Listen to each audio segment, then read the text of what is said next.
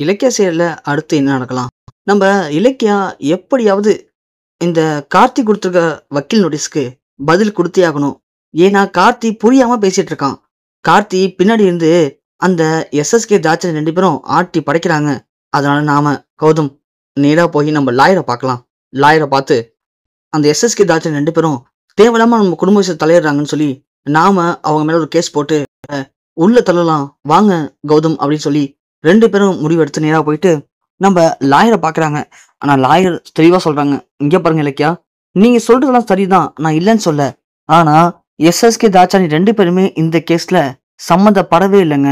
ஏன்னா இந்த கேஸை போட்டதே அஞ்சலி தான். அஞ்சலி தான் கார்த்தியை தூண்டி விட்டு இந்த கேஸை போட்டிருக்காங்க. என்கிட்ட நேற்று நீங்க சொன்ன உடனே போயிட்டு நான் தெளிவா விசாரிச்சிட்டேன் இலக்கியா. அதனால நீங்க எஸ்எஸ்கே மேலேயோ தாட்சானி மேலேயோ கம்ப்ளைண்ட் கொடுக்கறதெல்லாம் வேஸ்ட்டுங்க. என்ன கேட்டா நீங்க டைரக்டா அவங்க மேல கம்ப்ளைண்ட் கொடுக்கணும் அப்படின்னா அவங்க மேல நல்ல ஒரு ஆதாரத்தை ரெடி பண்ணணும். அப்படி ரெடி பண்ணி நம்ம போனா மட்டும்தான் இந்த கேஸ்ல கொஞ்சமாவது நம்ம மோதி பார்க்கலாம் இலக்கியா. இல்லைன்னா அந்த கேஸ் போடுறது வேஸ்ட். என்ன கேட்டா நீங்க இத விட்டுருங்க. இல்லைன்னா ஆதாரத்தை எடுத்துருவாங்க. புரியுதுங்களா மேடம்? புரியுது மேடம். ஆனா கார்த்தி பாவம் மேடம். கார்த்திக் இதெல்லாம் தெரியாது. அந்த எஸ்எஸ்கே தாட்சனை சொல்லி கொடுத்துதான் கார்த்தி இப்பெல்லாம் பண்றான். இலக்கியா, நீங்க சொல்றது எனக்கு புரியுது. ஏன்னா நான் உங்க லாயர். உங்க தரப்புல இருந்து இந்த கேஸை நான் ஃபுல்லா விசாரிச்சுட்டேன். விசாரிச்சது எனக்கும் தெரியுது. ஆனா கோர்ட்டை பொறுத்த வரைக்கும் உங்களுக்கு தெரியாது ஒன்றும் இல்லை. ஆதாரம் இருந்தா மட்டும்தான் நாம அவங்கள்ட்ட பேச முடியும் இலக்கியா. இல்லைன்னா நாம அவங்கள்ட்ட பேசவே முடியாது. அதுக்கு வேற வழியும் இல்லை. அதனால நீங்க என்ன பண்றீங்க? ஆதாரத்தை இருந்தா சொல்லுங்க. நாம இந்த கேஸை மூவ்மெண்ட் பண்ணலாம். புரியுதா அப்படின்னு சொல்லவும் நம்ம இலக்கியா கௌதம் வெளியே வந்துடுறாங்க. கௌதம் உடனே என்ன இலக்கியா, கடைசியில எல்லாம் வேஸ்டா போச்சே. நான் எப்படியாவது அந்த எஸ்எஸ்கே தாட்சானிய உள்ள தள்ளிடலாம், கார்த்தியை நம்ம பக்கம் கொண்டு வந்துடலாம்னு நினைச்சேன். பாவம் ஜானு வேற கார்த்தியை நினைச்சு ரொம்ப ஃபீல் பண்றாங்க. ஏன்னா கார்த்திக்கு ஒரு விவரமும் தெரியாது. அவன் ஒரு அப்பாவி. அவனுக்கு சொந்தமா எதையுமே யோசிக்கவே தெரியாது இலக்கியா. அதனாலதான் நான் சொல்றேன். ஐயோ கௌதம், என்ன கௌதம் நீங்க போய் என்கிட்ட இதெல்லாம் சொல்றீங்க? ஏன் எனக்கு தெரியாதா கார்த்தியை பத்தி? கார்த்தி இப்ப கூட சின்ன குழந்தைதான் கௌதம். கார்த்திக்கு என்ன பண்றோம் ஏது பண்றோம்னு ஒண்ணுமே தெரியல. தெரியாம அந்த அஞ்சலி பேச்சை கேட்டுக்கிட்டு எஸ்எஸ்கே தாட்சானிய முழுசா நம்புறாரு. அது எனக்கு தெரியுது கௌதம். ஆனா மேடம் தான் சொல்றாங்களே இதுக்கு ஆதாரம் வேணும்னு சொல்லிட்டு, இப்போ இதுக்கு என்ன பண்றதுன்னு எனக்கு ஒண்ணுமே புரியல கௌதம். என்ன பண்ணலாம்? சரி கௌதம், நீங்க விடுங்க. நான் மேடம் சொன்ன மாதிரி அந்த எஸ்எஸ்கே தாட்சானி 2 பேரும் கார்த்திகிட்ட எந்த அளவுக்கு சம்மந்தப்பட்டிருக்காங்க அப்படின்னு நான் வேற ஏதாவது முறையில விசாரிக்கிறேன் கௌதம். அதுல மட்டும் நமக்கு ஏதாவது ஆதாரம் கிடைக்கட்டும். அதுக்கப்புறம் நாம அந்த எஸ்எஸ்கேவை என்ன பண்ணலாம்னு யோசிக்கலாம். விடுங்க பாத்துக்கலாம்னு சொல்லிட்டு இலக்கியா சொல்றாங்க. கௌதம் ஒண்ணு இலக்கியா சரி ஓகே, நீ வீட்டுக்கு போ இலக்கியா. பாவம் ஜானு அதையும் நினைச்சு ரொம்ப ஃபீல் பண்ணிட்டு இருப்பா. நீ போயிட்டு ஜானுவை சமாதானப்படுத்தி சாப்பிட வை. நான் கொஞ்சம் வெளியே போயிட்டு வந்துடுறேன். என்ன கௌதம், நீங்க எங்க வெளியே போறீங்க? இல்ல இலக்கியா, எனக்கு ஒரு முக்கியமான வேலை இருக்கு. நான் போயிட்டு வந்து சொல்றேனே. சரி கௌதம், நான் அப்படின்னா ரேவதியத்தை கூப்பிட்டாங்க. அவங்க கொஞ்சம் கடைக்கு போகணும், திங்ஸ் வாங்கணும்னு சொன்னாங்க.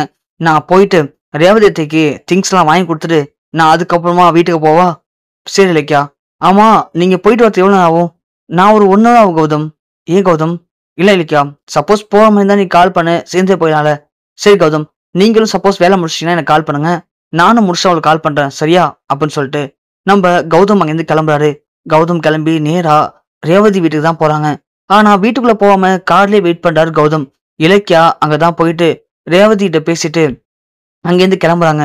ரேவதி கேட்கறாங்க இலக்கியாட்ட, என்னாச்சுமா லாயரை பார்க்க போனீங்களே பரவாயில்லையா இப்போ? என்ன சொன்னாங்க லாயர்?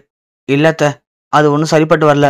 அந்த எஸ்எஸ்கே தாட்சன் 2 பேருமே இந்த கேஸ்ல நேரடியா சம்மந்தப்படல.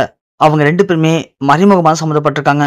அதனால இந்த கேஸ்ல ஒன்றும் பண்ண முடியாது அப்படின்னு லாயர் சொல்லிட்டாங்க அத்த. அவங்க மேல நாம கேஸ் கொடுக்கணும் அப்படின்னா அவங்க கண்டிப்பா அது சம்மந்தப்பட்ட மாதிரி நமக்கு ஏதாவது ஆதாரம் வேணும்னு சொல்லிட்டாங்க. அதான் என்ன பண்ண தெரியல.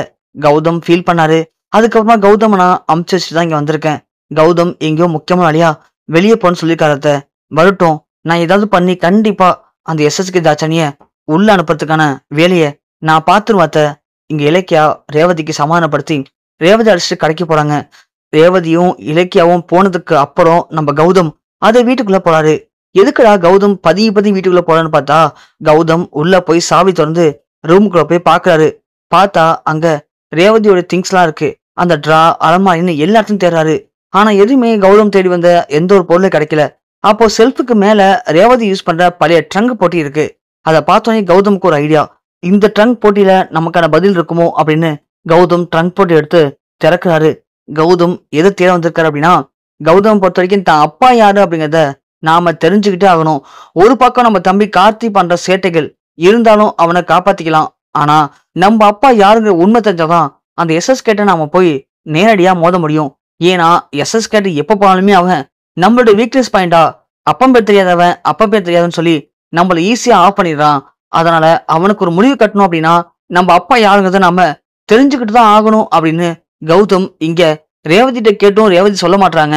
ஆனா அவங்களுடைய பொருளை செக் பண்ணா கண்டிப்பா ஏதாவது ஆதாரம் இருக்கும் அப்படின்னு தேடிதான் கௌதம் இங்க வந்திருக்காரு. ட்ரங்க் பொட்டியை ஓபன் பண்ணி அங்க என்னென்ன இருக்குன்னு தேடும் போது கரெக்டா அங்க ஒரு போட்டோ இருக்கிறதா பாக்குறாரு. அந்த போட்டோல இருக்கிறது யாருன்னு பார்க்கும்போது நம்ம ரேவதி இலக்கியாவும் ரூமுக்குள்ள வராங்க. ரேவதி கௌதம் பார்த்துட்டு, கௌதம் இப்ப இங்க நிக்கிற அப்படின்னு கேட்கவும் டக்குன்னு நம்ம கௌதம் ரேவதியை பார்த்து என்ன பேசுன்னு தெரியல. இல்லம்மா அது வந்து கௌதம் நீங்க எங்கேயோ முக்கியமான வேலையா போறேன்னு சொன்னீங்க, அப்புறம் இங்க என்ன பண்ணி கௌதம் இலக்கியா கேக்குறாங்க. கௌதமுக்கு என்ன சொல்றது ஒண்ணுமே புரியல. இல்ல இலக்கியா அது வந்து நான் போன இடத்துல வேலை முடிஞ்சு இலக்கியா, அதான் நீ சொன்னல உன் போனுக்கு ட்ரை பண்ண, உன் போன் போகல, சரி எப்படியும் அம்மா கூட இங்கதானே இருப்பேன்னு சொல்லிட்டு இங்க வந்தேன். சரி கௌதம் அப்புறம் என்னாச்சு, ஏன் ஒரு மாதிரி இருக்கீங்க? இல்ல ஏதோ சத்தம் கேட்கிற மாதிரி இருந்துச்சா இந்த பொட்டிக்குள்ள, அதான் என்ன இருக்குன்னு திறந்து பார்க்கலான்ட்டு ஓபன் பண்ணாமா அப்படின்னு சொல்லவும் இங்க இலக்கியாவும் ரேவதியும் பாக்குறாங்க அங்க இருக்க போட்டோவை. அதை பார்த்த உடனே இலக்கியாவுக்கும் ரேவதிக்கும் சமதிர்ச்சி. அந்த போட்டோ மட்டும் கௌதம் பார்த்துட்டானா எல்லாமே முடிஞ்சு போச்சு, அவ்வளவுதான். இது வரைக்கும் நாம எதை மூடி மூடி வச்சோமோ அது கௌதமுக்கு தெரிஞ்சிடும். அது மட்டும் கௌதம் தெரிஞ்சுன்னா கண்டிப்பா கௌதம் சும்மா இருக்க மாட்டான். அந்த எஸ்எஸ்கேவை ஏதாவது பண்ணுவான். ஏற்கனவே அந்த எஸ்எஸ்கே என் பையன் யாருன்னு தெரிஞ்சா அவனை கொல்லாம விட மாட்டேன் அப்படின்னு கொலவெறி பொறுத்து போய் தெரிஞ்சிட்டு இருக்கான். இந்த நேரத்துல எஸ்எஸ்கே தான் அந்த அப்பான்னு தெரிஞ்சு கௌதம் போய் எஸ்எஸ்கே சண்டை போட்டா பிரச்சனை பெருசாயிடுமே அப்படின்னு நம்ம ரேவதி பயங்கரமா பயப்படுறாங்க. ஆனா ரேவதிக்கு என்ன பண்றதுன்னு ஒண்ணுமே புரியல. ரேவதி சமாளிச்சு அந்த பொட்டிய எப்படியோ மூடிடுறாங்க. ஆனா கௌதம் அந்த பொட்டியில ஒரு போட்டோ இருந்ததை பார்த்துட்டாரு. அதுல நம்ம அம்மா ரேவதி தான் இருக்காங்க.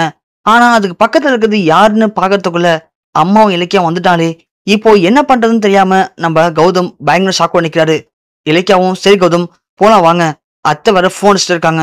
சரி இலக்கியா சரி வா போலாம் அப்படின்னு கௌதம் அப்படியே தயங்கி தயங்கி அங்கிருந்து கிளம்புறாரு.